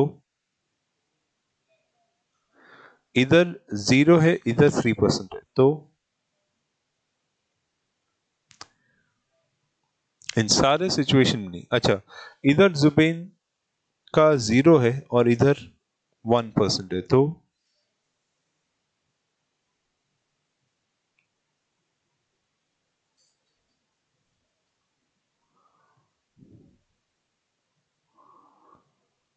ठीक है, तो ये बात क्लियर हो गई, यानी रिलेटिव के साथ मिला। ठीक है, चलो एक सिचुएशन ऐसी आई कि अपनी कंपनी का चेयरमैन गया था बीइंग ह्यूमन के उधर, बीइंग ह्यूमन एनजीओ में, ठीक है, और वहां पे उसे दिखा Zubeen. Zubeen being human NGO का डायरेक्टर है और बहुत अच्छे से एनजीओ मैनेज कर रहा है, बहुत अच्छे से। अब चेयरमैन को लग रहा है अगर इतना काबिल आदमी अपनी कंपनी में इंडिपेंडेंट डायरेक्टर या नॉन एग्जीक्यूटिव दोनों में से कोई एक बने तो बात बन जाए। सो अब इसमें इसमें सवाल ये है, क्या एक एनजीओ जिसको अपनी कंपनी डोनेशन देती है वो उसका डायरेक्टर मेरी कंपनी में इंडिपेंडेंट डायरेक्टर बन सकता है? Because donation is not a consideration, you not taking something in donation. Okay, आप भिखारी से कुछ लेते नहीं हो जब, या मंदिर में या भगवान के उधर दान करते हुए, no doubt you ask for something, but deep down you always carry a consideration back end in the mind, but that doesn't mean you get it immediately. Sometimes you do also, but take it. So the point is this, जिस company को हम donation दे रहे being human, उसका director मुझे मेरी company में independent director चाहिए। Chairman को लगा यार ये आना चाहिए, यार क्या काबिल आदमी है, मजा आ गया, बात करते मालूम पड़ता है, अच्छे अच्छे जोक सुनाता है। तो क्या बोलते हैं, मूड बना देता है। So the relevant point that comes into picture, क्या वो बन सकता है कि नहीं? ठीक है, क्या लगता है वैसे बन सकता है?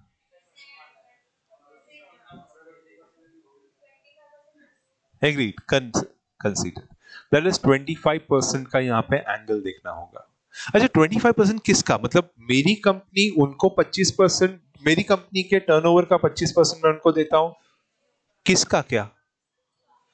एनजीओ को जितना रिसीट मिलता है, अगर 100 करोड़ रुपए एनजीओ को मिला है और इस साल मैंने जो डोनेशन दिया वो 25 करोड़ से ज्यादा है, तो नहीं बन सकता एनजीओ के ग्रॉस रिसीट्स का।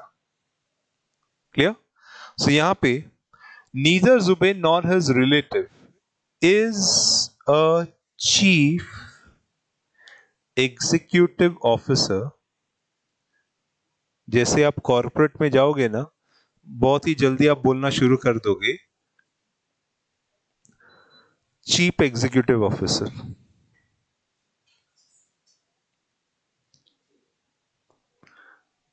और director by whatever name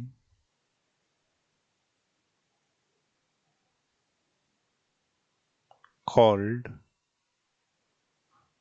of, remember he is of non-profit making organization that receives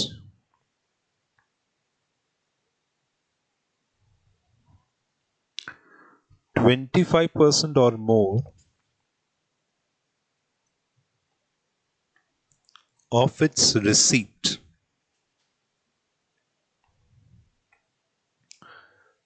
or corpus,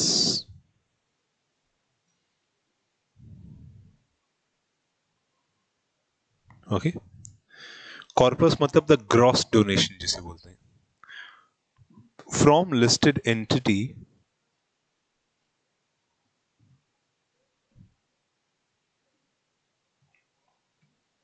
or promoters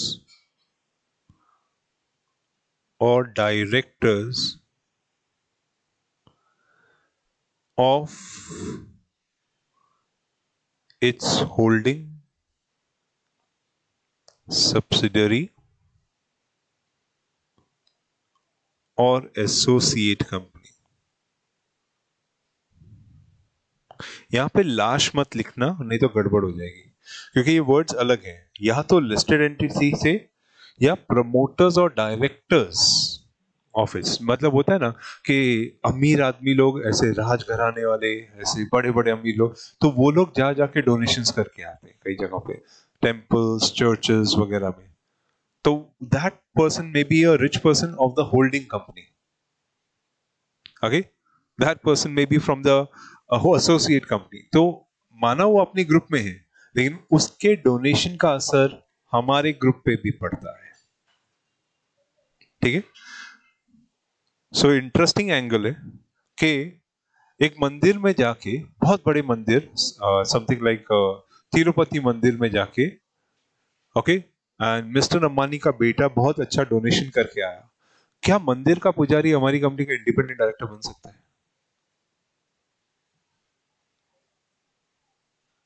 वो उधर ट्रस्ट के अंदर ट्रस्टीशिप में है पर डायरेक्टर नहीं है, ट्रस्टीशिप में। क्या वो हमारी कंपनी का इंडिपेंडेंट डायरेक्टर बन सकता है?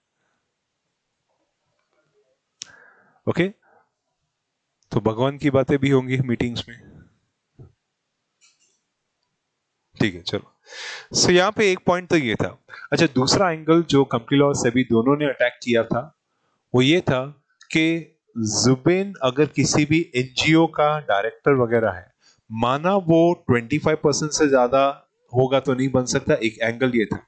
अगर वो नहीं है, ओके, क्योंकि जनरली एनजीओ वाले होते नहीं, तो वो मेरी कंपनी का शेयर होल्डर भी नहीं होना चाहिए, वो भी 2% की लिमिट। और एक इंपॉर्टेंट पॉइंट, जब जब आप 2% लिख रहे हो, उसमें सिर्फ लिस्टेड एंटिटी वर्ड यूज हुआ है, होल्डिंग सब्सिडी एसोसिएट नहीं। तो अगर वो होल्डिंग का होल्ड कर रहा है, share holder of a holding company, can he become a independent director in my company? Yes, but share holder of my company holding more than 2% can not. Okay, पर ये देखना पड़ेगा फिर वो प्रमोटर्स कैटेगरी की डेफिनेशन में नहीं आना चाहिए। Shareholder of a holding or a subsidiary should not fall in the definition of promoters category. वो definition भी है। ठीक है? लिस्टेड एंटिटी के प्रमोटर से डोनेशन मिलता है तो वो कवर है ही। वो लोग क्या बोल रहे हैं, लिस्टेड एंटिटी या फिर प्रमोटर डायरेक्टर लिस्टेड एंटिटी का ही नहीं, होल्डिंग एसोसिएट सब्सिडरी का भी प्रमोटर होगा तो भी चलेगा।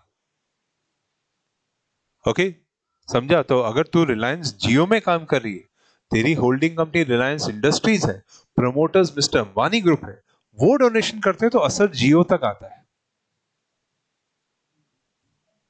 समझा? और holds 2% or more of total voting powers of listed entity.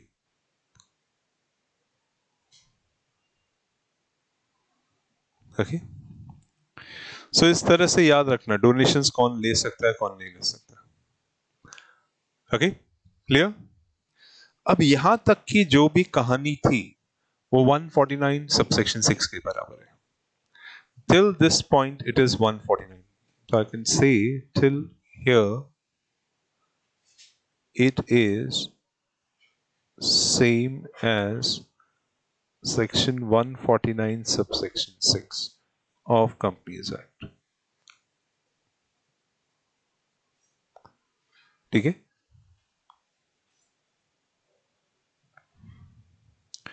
इसके बाद का जितना भी स्टेटमेंट है वो रेगुलेशन 16(1)(b) का ही है और किसी का नहीं है। सो इसके बाद सिर्फ सेबी बोल रहा है अभी।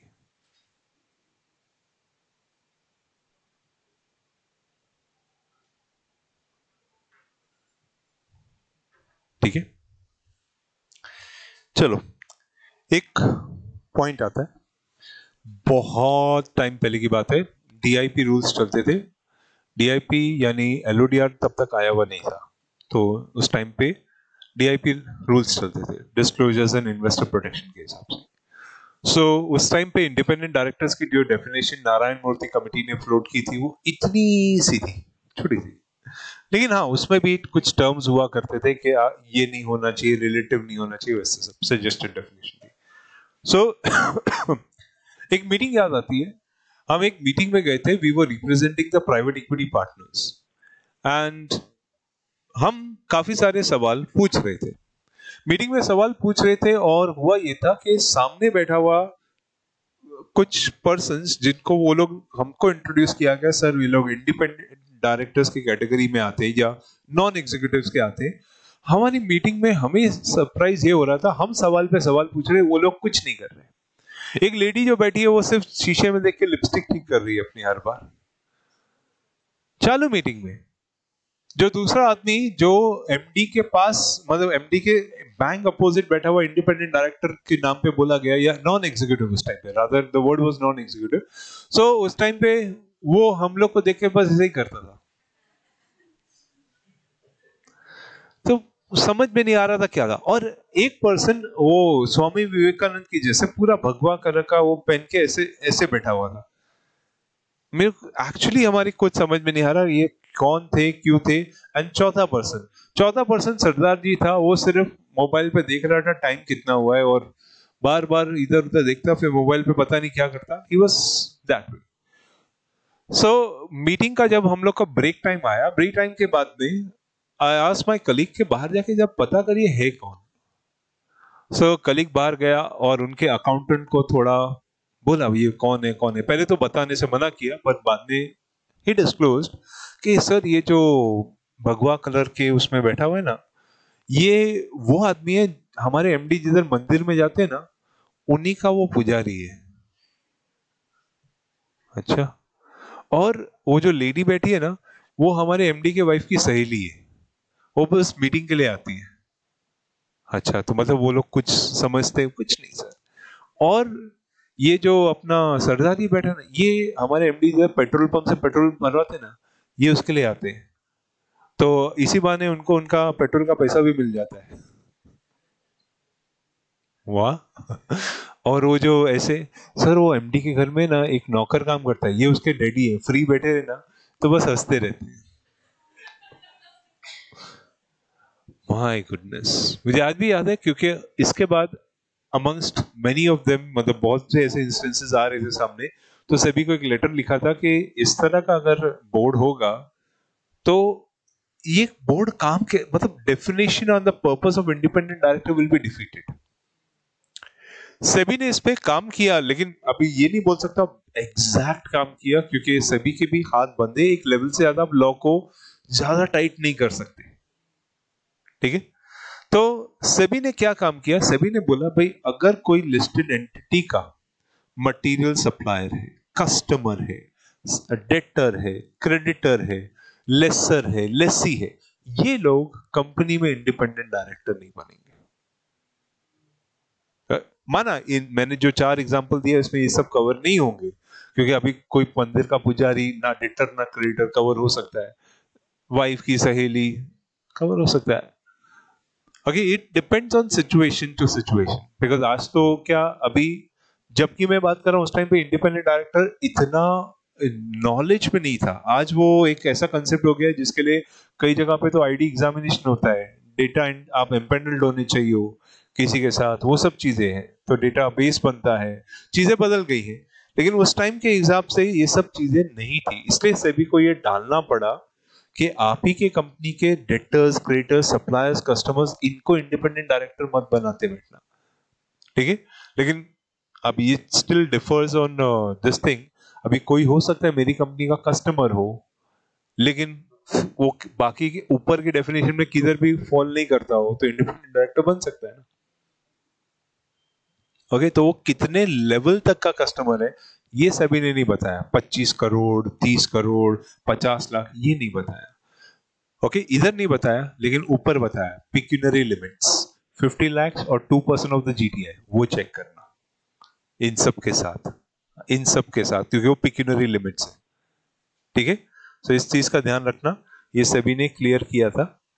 ई पॉइंट जो इसके साथ जाता है वो ये है कि neither Zubin nor his relative is a material supplier और service provider or customers or a lessor or lessee of listed entity.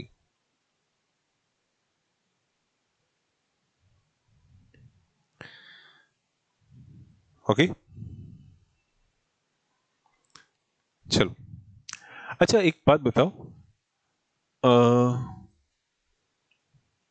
हमारा चेयरमैन गया था एक कॉलेज फंक्शन में, एंड कॉलेज फंक्शन में उसने देखा कुछ बच्चे क्या प्रेजेंटेशन दे रहे हैं यार, क्या बातचीत है। ही वॉज टू इम्प्रेस्ड, उसको लगा आप जैसा कोई हमारी कंपनी में आए तो बात बन जाए। Can a college student become an independent director? Okay, can a college student become independent director? 12th पास है, कॉलेज है, ग्रेजुएशन कोर्स में। Okay, can enter into contract, majority attain कर चुका है। Can a college student become independent director? Interesting point. Okay, अब ये angle भी evaluate करने जैसा है। सेबी ने वैसे एज लिमिट डाली है कि कम से कम वो बच्चा 21 इयर्स का तो होना चाहिए। माना वो कॉन्ट्रैक्चुअल एबिलिटी गेन कर लेता है मेजॉरिटी की एज पे, but yet the child should be at least 21। 21 is still too less for an independent director, but at least the minimum age should be 21. That's what SEBI intends to say.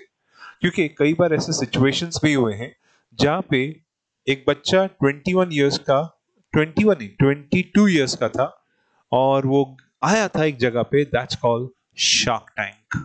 He was the owner of the company. He said, I started my business at the age of 14 years. So, god damn it, he got a 7 years plus experience then. 22 years ka youngest entrepreneur coming on Shark Tank asking for money. He has started some technology based company ya kuch to tha. Imagine that. And one of the youngest ET entrepreneur awards goes to one of the person who is a 23 years guy, Punjab ka tha, जिसने entrepreneurs award, that is economic times entrepreneurs award लिया है, जिसने gaming industry में अपना landmark बनाया है। He says I started at the age of 13 or 12 plus। जब मेरे पापा ने मुझसे पूछा जब इतना गेम खेलता है तो ये भी तो सोच के गेम बनती कैसे है, एंड दैट इंट्रिग्यूड हिम। और उसके बाद उसने गेम बनाना शुरू किया, गेम बेचना शुरू किया, and at the age of he says by 20 I was a millionaire। 20 he was a millionaire। 23 में उसको ET entrepreneurs youngest entrepreneur award मिला है। शायद उसका नाम अभी गूगल वगैरह में होगा भी। So that means age of 21 is, you cannot say sir too young also, no? People gain it, see? Clear? So that means who is not less than 21 years of age। So कम से कम 21 years की as तो होनी चाहिए, ठीक है? Clear? Now एक situation जो सभी ने put up, let's see this way,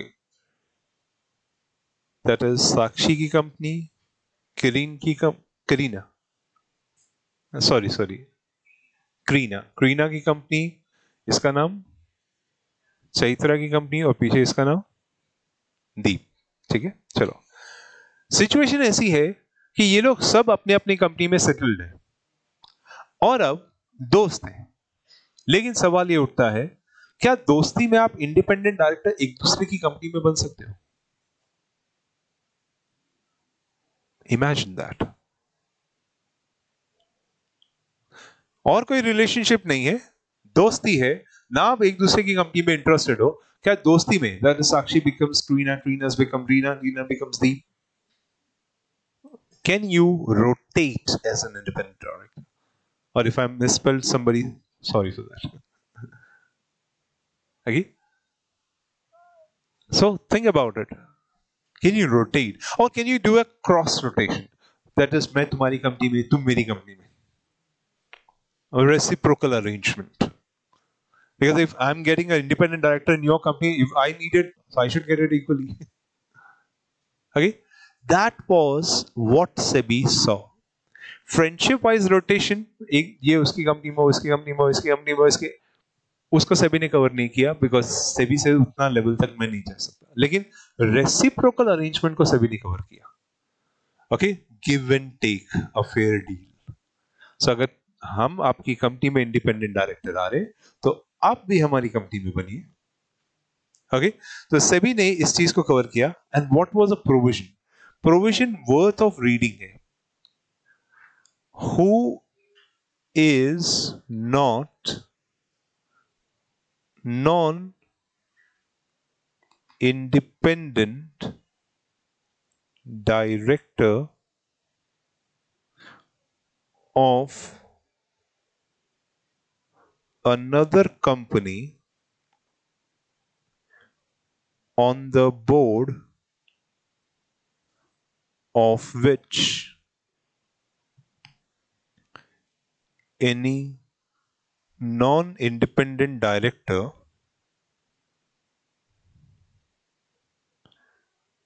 independent director of listed entity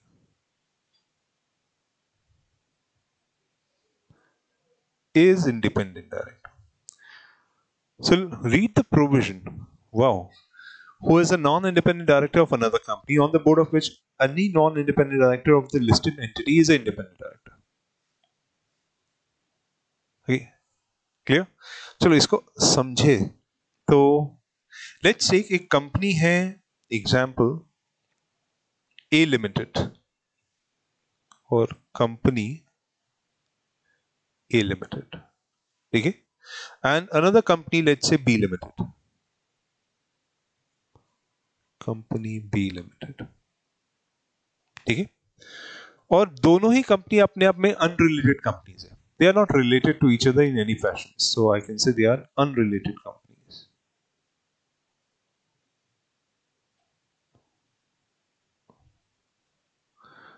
और रिलेटेड कंपनी। ठीक है, अब हुआ क्या कि कंपनी बी का director mister Y whole time director है और कंपनी ए का director mister Z again whole time director है और ये दोनों आपस में फ्रेंड्स हैं। ओके, ये दोनों आपस में फ्रेंड्स है, स्कूल टाइम से ही फ्रेंड्स है। ओके, तो सीजन 1 से ही फ्रेंड्स है। Clear? So they are friends. Now the point is, दोनों बैठे थे क्लब में एंड अमंगस्ट अदर बातें चल रही थी इधर उधर की।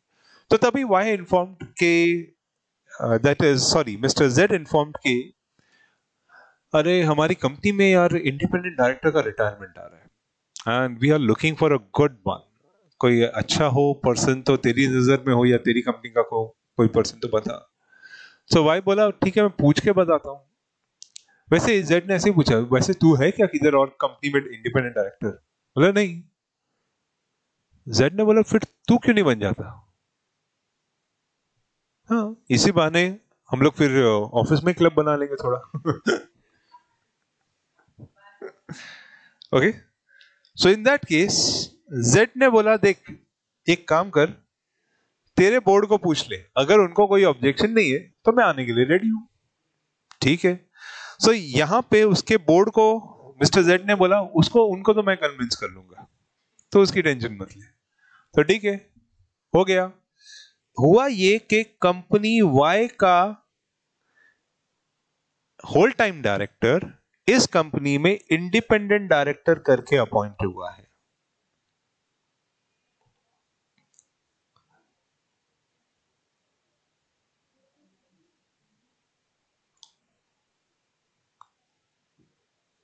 ओके, इंडिपेंडेंट डायरेक्टर अपॉइंट हुआ है।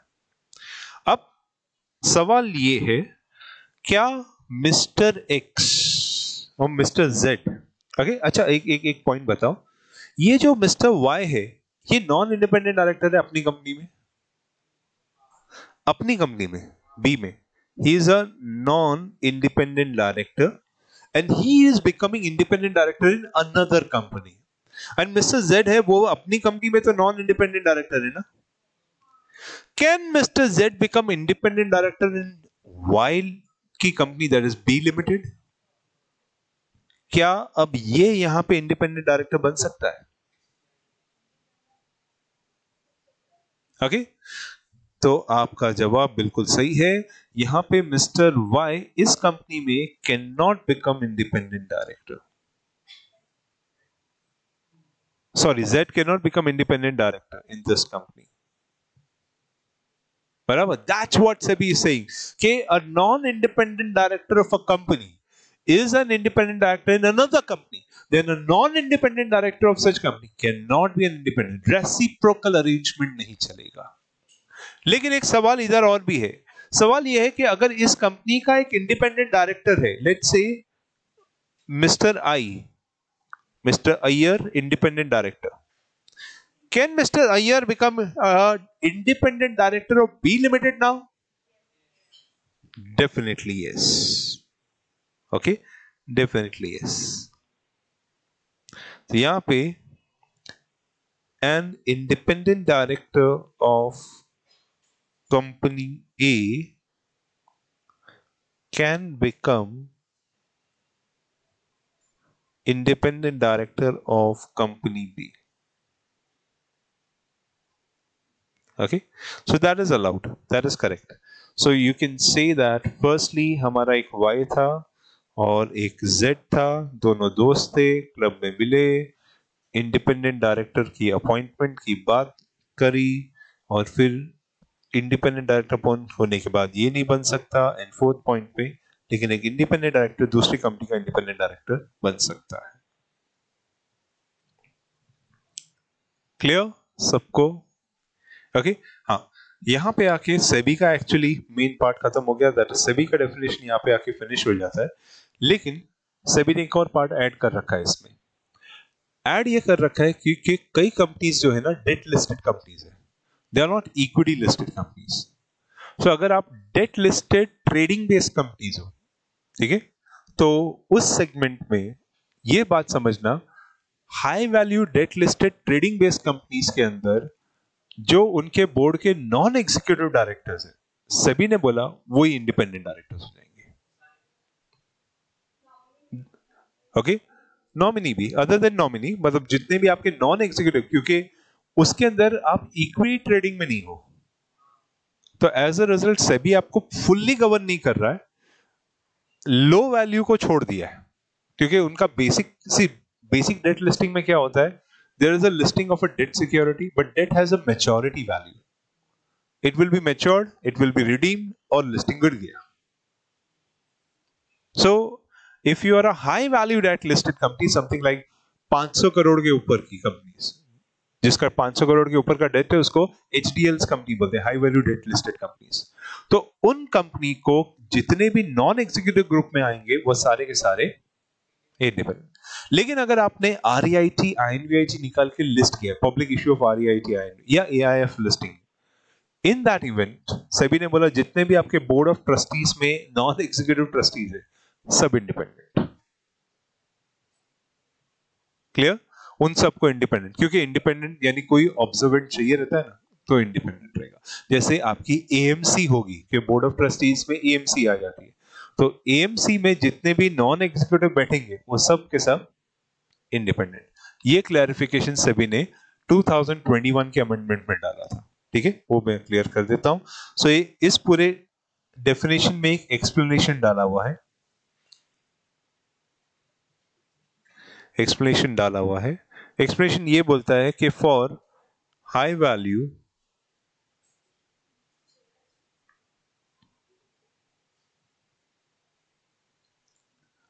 debt listed entity, that is something like HDL, is having non-convertible securities greater than rupees 500 crores and listed on stock exchange।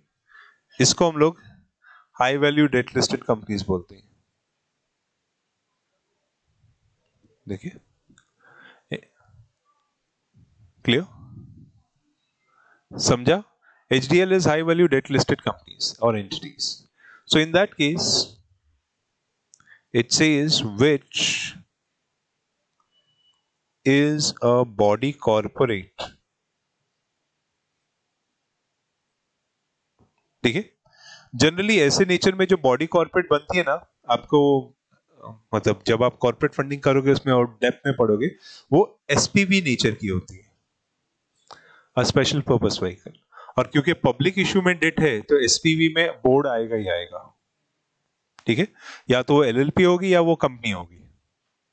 So it's a body corporate and mandate to constitute its board as per specific provision of law। So corporate funding में आपको debt fund based, debt non fund based, वो सब आएगा, तो उसमें आपको ये आएगा एसपीवी बना के हम लोग कैसे करते हैं। तो एज पर स्पेसिफिक लॉ अगर आपको बोर्ड ऑफ डायरेक्टर्स बनाने हैं, तो सेबी ने बोला then non executive director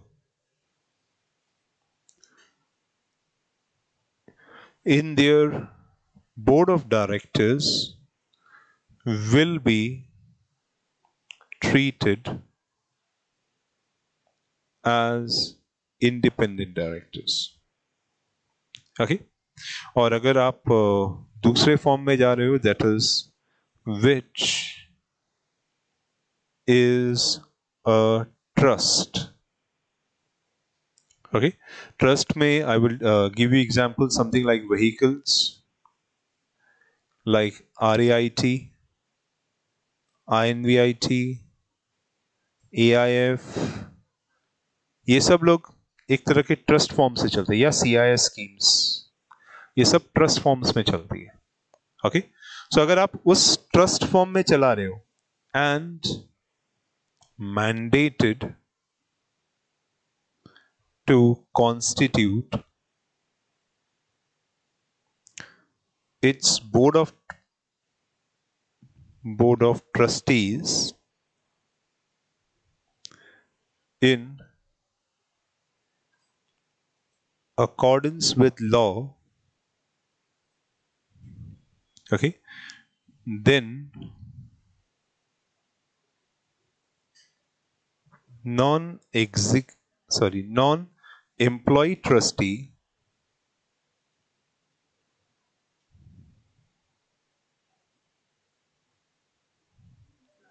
on its board shall be treated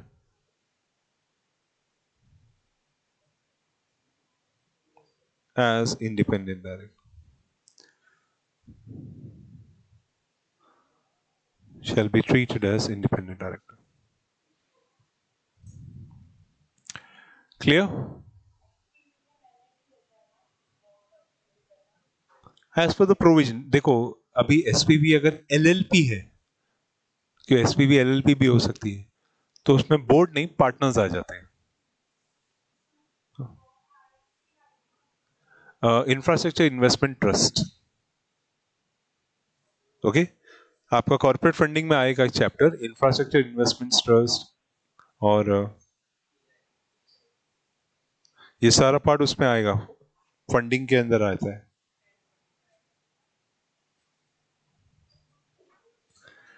okay,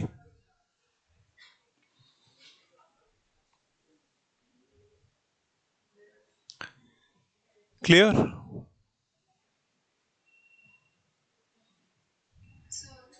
बोलो।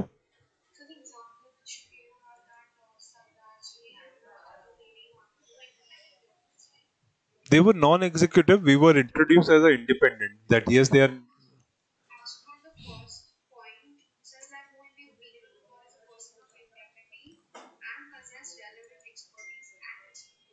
Hmm.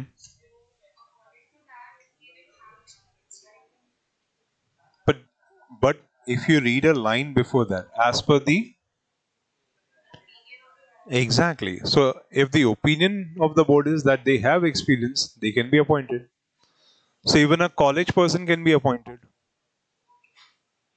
So the board has to form an opinion for that. Clear?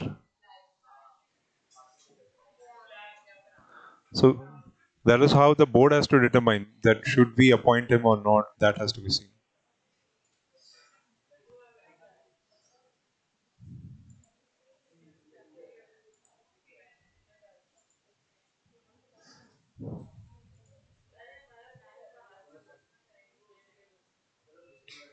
ठीक है? Clear? So यहाँ पे आके इंडिपेंडेंट डायरेक्टर का पार्ट खत्म हुआ. That was the part of definition that you have to understand.